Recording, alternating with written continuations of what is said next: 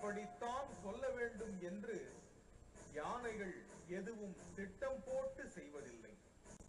துவம்சம் செய்வதற்கு பிரத்யேகமாக வழிமுறைகளும் கிடையாது.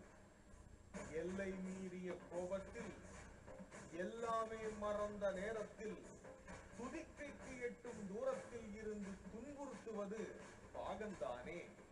சட்டென பிடித்து சரமாரியாக அடித்து துவைத்து விடுகிறது.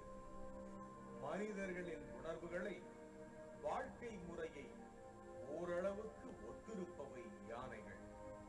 அவற்றின் உணர்வுகளை அனுசரித்து நடந்து கொண்டால் யானைகளுக்கும் மனிதர்களுக்கும் இடையே எப்போதும் எந்த மோதலும் இருக்காது.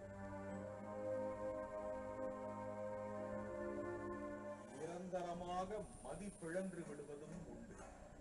அப்படிப்பட்ட யானைகள் ஆண்டு கணக்கில் மூர்க்கம் தணியாமல் தவித்து சிக்குபவர்களை சின்னாபின்னமாக்க முயற்சிக்கும்.